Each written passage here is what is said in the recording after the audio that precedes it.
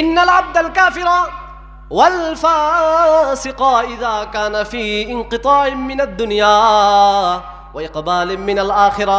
একজন কাফের, ফাসিক, মুশরিক বান্দা যখন মৃত্যুর সময় আসবে, যখন এই দেহ থেকে তার রূহটা বের হয়ে যাওয়ার সময় আসবে, আল্লাহ রাসূল ডাক দিয়ে বলেন, নাসালাত ইলাইহি মালাইকাতুম মিনাস সামা, আসমান থেকে দলে দলে কিছু ফেরেশতা আসবে। সেই ফেরেশতাগুলোর রং কেমন হবে?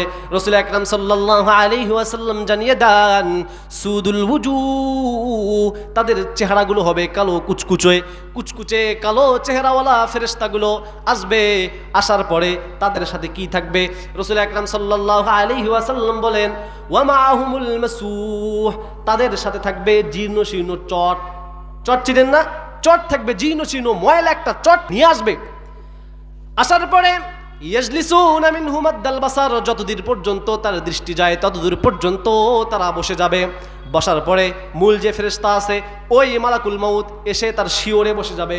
বসার পরে ডাক দিয়ে বলবে, ফায়াকুল ইয়া আইয়াতুহান নাফসুল খাবিসা, হে শয়তান নফস, হে খাবিস নফস, উখরুজি ইলা গাদাবিল্লাহি ওয়া সাখাত, তোমার রবের অসন্তুষ্টির দিকে বের হও, তোমার রবের রাগের দিকে বের হও, তোমার রব তোমার উপরে রাগান্বিত অবস্থায় আছে, সেই দিকে তুমি বের হও।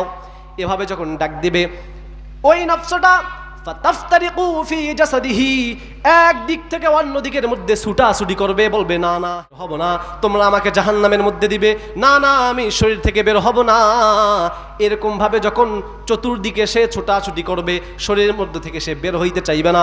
কিভাবে বের করবে? রাসূল বলেন, ফায়ান্তাজিউহা কামা ইয়ান্তাজিউস সাফুদু মিনাস সাউফিল মাবলুল, কিভাবে বের করবে? রাসূল আকরাম সাল্লাল্লাহু আলাইহি ওয়াসাল্লাম বলেন, যেভাবে অনেকগুলো তুলাকে ভিজিয়ে একটা রডের মধ্যে পেঁচানো হয়, পেঁচানোর পরে যদি আপনি টান দেন কিভাবে মর্মান্তিকভাবে সেটা বের হয়, ঠিক তেমনি ভাবে ওই মুনাফিক আর কাফের বান্দার রূহটাকে টেনে হেঁচড়ে বের করা হবে মর্মান্তিক অবস্থা করে।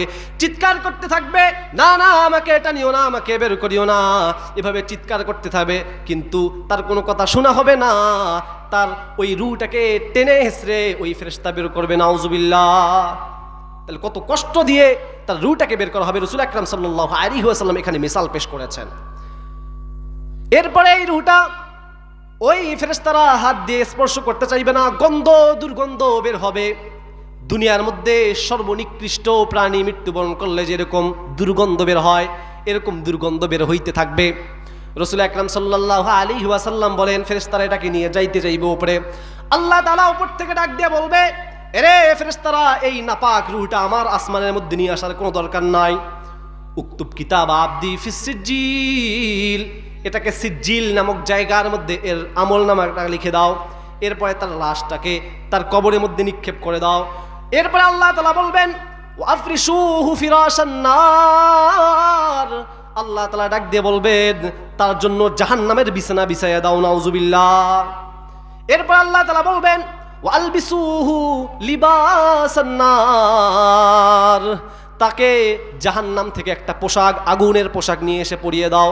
এরপর আল্লাহ বলবেন, ওয়াফতাহ লাহু বাবাম মিনান নার, ওই ব্যক্তির জন্য জাহান্নামের একটা দরজা তার কবরের সাথে কানেক্ট করে দাও, নাউজুবিল্লাহ। এভাবে কিয়ামত পর্যন্ত চলতে থাকবে। যারা জান্নাতি হবে তাদের জন্য তো ওই সুখবর, ওই সুন্দর পোশাক তাদেরকে পরানো হবে, কবরের মধ্যে অবস্থান করবে। যারা জাহান্নামী হবে আগুনের পোশাক তাদেরকে পরানো হবে, আগুনের পোশাক পরা অবস্থায় কিয়ামত পর্যন্ত সেখানে তারা অবস্থান করবে, নাউজুবিল্লাহ। এই কবরের জগতের উপর বিশ্বাস স্থাপন করতে হবে। দলিল, মহান রব্বুল আলামিন সূরা মুমিনের 100 নম্বর আয়াতের মধ্যে বর্ণনা করেন, ওয়া মিন ওয়ারাইহিম বারযাখুন ইলা ইয়াউমি ইউবাসুন। আল্লাহ তাআলা ডাক দিয়ে বলেন, একজন মানুষ মৃত্যু বরণ করার পরে আলমে বারযাখের মধ্যে অবস্থান করবে। আলমে বারযাখ মানে কি? আলমে বারযাখ বলতে বোঝায় কবরের জগৎ, কবরের জগতের মধ্যে সে অবস্থান করবে। এরপরে